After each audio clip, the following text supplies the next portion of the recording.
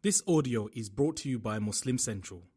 Please consider donating to help cover our running costs and future projects by visiting www.muslimcentral.com/donate. Most reasonable people accept that a meaningful page of text cannot be produced by pouring a pot of ink onto a blank piece of paper. It doesn't matter how many times the process is repeated. You will always conclude that the page of text had an intelligent author. Now, what is our miraculous universe but a meaningful book written by the ink of atoms? So surely that also has an author, one who deserves glorification, gratitude, praise. And the name of that Lord is Al-Khaliq.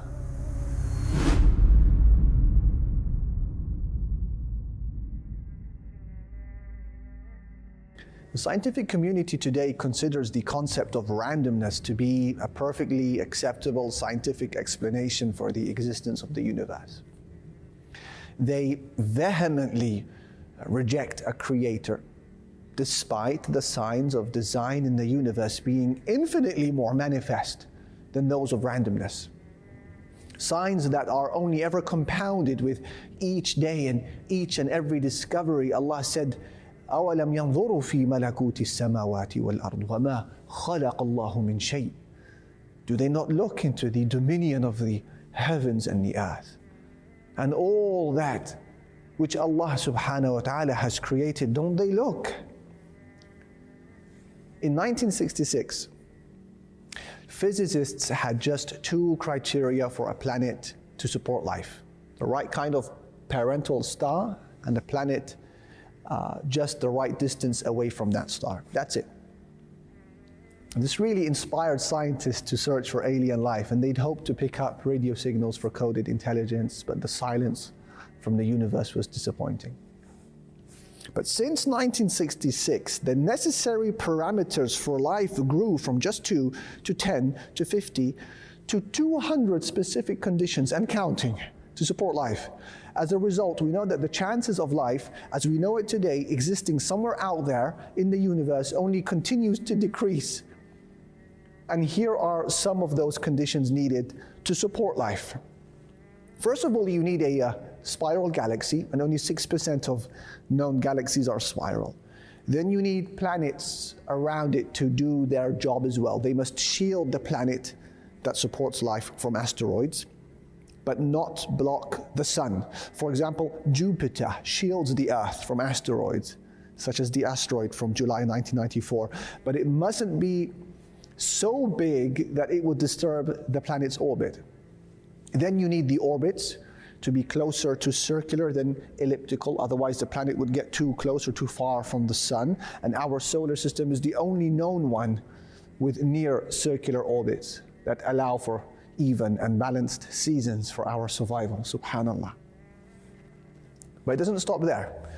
Then you need an ozone layer to absorb the sun's ultraviolet rays. You need the ocean to continent ratio to be intact. You need a moon of the right size and distance, which plays a pivotal role in the ocean's high and low tides. Then you need the planet's crust to be just the right thickness, because if it was too thick, it absorbed too much oxygen, not allowing it to be recycled. If it was too thin, volcanic activity and tectonic activity would become far too intense to support human life. So all of these factors are necessary for life to survive and thrive. The chance of a planet having just 32 of these 200 conditions is 1 in a tridecillion, or 1 followed by 42 zeros. That's why Dr. John Lennox, University Professor of Mathematics at Oxford, he said that the more we get to know about our universe, the more the hypothesis that there is a creator gains credibility as the best explanation of why we are here. Allahu Akbar. This is Allah Al-Khaliq. Then a little bit closer to home, again you find the clear signatures of Al-Khaliq, the creator. Look at how the inventions of man are in constant need of adaptation and improvement. Nicholas Joseph Cugnot was a French inventor who built the world's first full-size, working, self-propelled, mechanical land vehicle.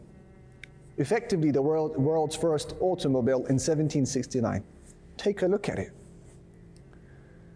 Then on January 29th of 1886, Carl Benz applied for a patent for his vehicle powered by a gas engine, and the newspapers reported the very first public outing of the three-wheeled Benz patent motor car, model number 1. Look at the lights. It comprises of candles within a lantern. So simple. And activating the vehicle was not through a key or a button. It was through an external and publicly exposed process. Now, of course, to us today, it's so simple and it's probably laughable as well. Then moving on to 1894, Louis-Antoine Krieger of Paris began designing and building electric automobiles. In 1903, Krieger produced the first hybrid electric vehicle that had a front-wheel drive, power steering, and a petrol engine that supplemented the battery pack. Now notice this, how each generation adapted what came before it, how it refined the process, they advanced the technology, and the process of development took place gradually over many years. Fast forwarding to our generation, cars have evolved to look something like this. Now, of course, compare these images with the first couple of images I shared with you. The same can be said about the development of computers, of communication, aeroplanes, and so on. The rate of development between one generation and the other is phenomenal. And the difference between one model and another is quite profound. Now, look into the design of the human being. From the time of our father Adam, the very first man to walk the earth, until our time today, thousands of years later, have you ever heard of man model 1, man model number 2, or 100, or 1000? Or are they exactly the same design?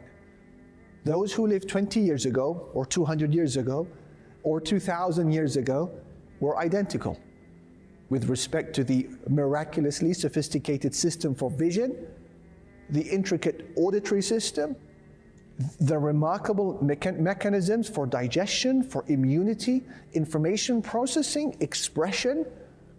The first of men, Adam, and the last of them are the same model of perfect design. صُنْعَ اللَّهِ الَّذِي أَتْقَنَ كُلَّ شَيْءٍ. Such is the work of Allah who perfected all things. This is Allah al-Khaliq.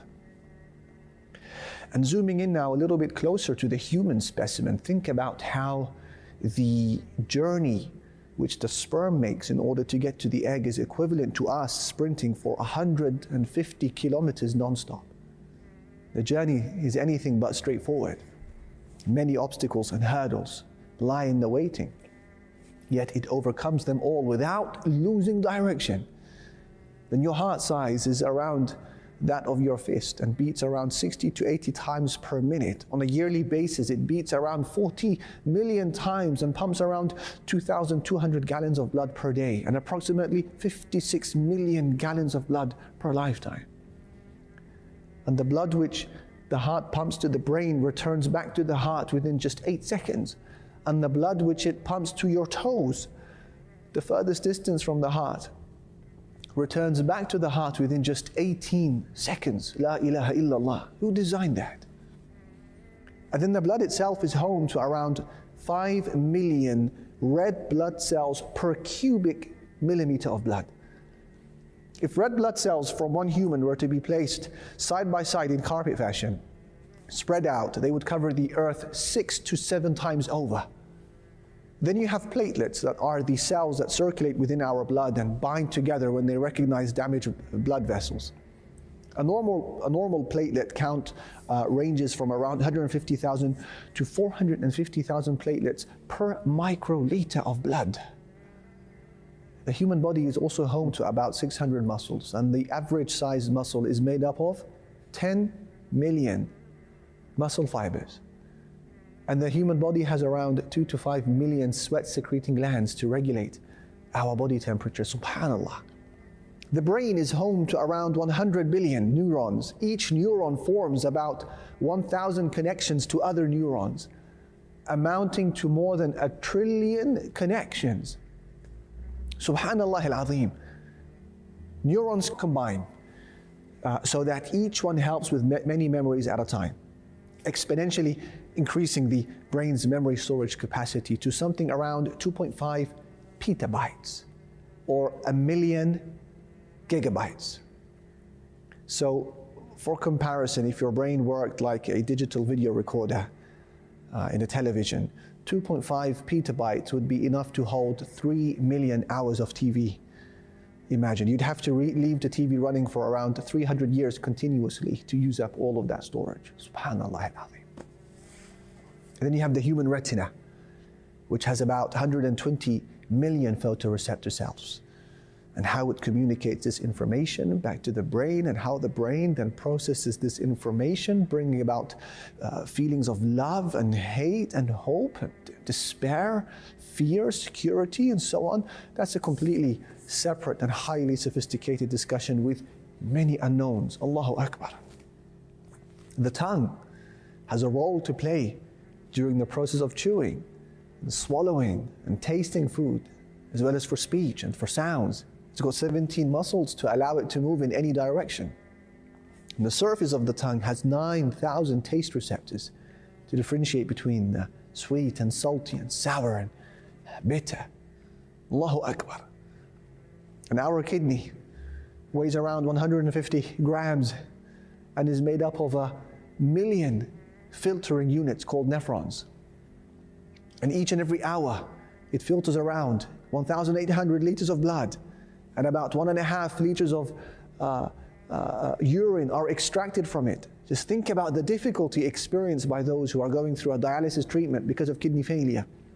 They have to spend around 12 hours a week connected to 150 kilogram worth of machinery, let alone the side effects, just to carry out what your 150 gram kidney is able to do within seconds each day. Allahu Akbar. Then your outer layer of skin, the epidermis, replaces itself completely every 35 days, all over, brand new. You're given a new liver every 6 weeks. Your stomach lining replaces itself every 4 days. The stomach cells that are involved in digesting food are replaced every 5 minutes. Our entire skeletal structure is regenerated every 3 months. Your entire brain replaces itself every 2 months. In fact, the entire human body, right down to the last atom, is replaced every 5 to 7 years. So how is it then that if our brains replaces themselves every 2 months, we can still keep long-term memories? You see, the nerve cells in the human body are the only exception to the regeneration rule. Because if they did regenerate, say once every 6 months, you would need to relearn your language every 6 months. Subhanallah, subhanallah. So it's true that the briefest moments of reflection on creation are sufficient to leave you lost for words. And such bewilderment will only intensify as time progresses and discoveries are made. What can we say other than فَتَبَارَكَ Ahsanul Khaliqeen, blessed be Allah, the best of all creators. Now, marveling at Allah's creation and leaving it at that would be a huge misunderstanding and a huge injustice to Allah's name, Al-Khaliq. There is something really important that follows from all of this. Logic says that since He is the only one who created and perfected and gifted all of this, He is also the only one who deserves unconditional obedience. Why? Because He created. He created. أَلَا لَهُ الْخَلْقُ وَالْأَمْرُ, Allah said. Unquestionably, His is the creation and the command. So they come hand in hand, the creation and therefore the command. So you say to yourself, I am breathing His air, I'm walking on His land, I'm living under His roof, I'm eating from His provisions, I'm using the vehicle, the human body, which He created and loaned to me. Therefore, everyone and everything else must take second place when His instructions come head to head with that of others, family, friends, or customs, or employers, even my own urges. After all, I am His. Logic also says that every device comes with a manufacturer's instruction manual, which describes how it's to be used and how to be protected from harm, and how to spot signs of malfunction. And I, as a human being, I'm the most sophisticated of all of these creatures. And so I am even more in need of a manual to live by and to refer to my well-being. This manual is called the Quran. And its instructions include the following. Do not cut family ties. Resist desires that are prohibited, because their short-term pleasure will bring about long-term pain to your life. Distance yourself from the prohibited financial transactions. Your 5 daily prayers are essential for your worldly and post-worldly well-being. Your hijab must be never compromised. Friends will make you or break you, so choose them wisely, and so on. So should any of these instructions from this divine manual, from the Lord who made me, should these instructions clash with that of an employer or a spouse or a trend or an urge, then the manual of the Maker that He so kindly sent my way has to come first. Has to come first. That's why the Prophet ﷺ, he said, لا طاعة لمخلوق في معصية الخالق. There is no obedience to the creation if it means that the Creator will be disobeyed. His is the creation and the command. And on that note, it's common knowledge that the very first step in dealing with a damaged good is to contact the manufacturer. But sometimes doing that is not practical. Sometimes it's not even possible. When there's no address, they're on the other side of the globe, for whatever reason. As for your Maker, Al-Khaliq, He's never inaccessible or unavailable. So pinpoint that aspect of your life that hurts, that aspect that you feel is damaged or injured. Perhaps it's your unending bachelorhood, your deteriorating health, your gripping anxiety, frail iman. Then after you've done that, raise your hands to Allah and realize that you have just accessed your very Creator.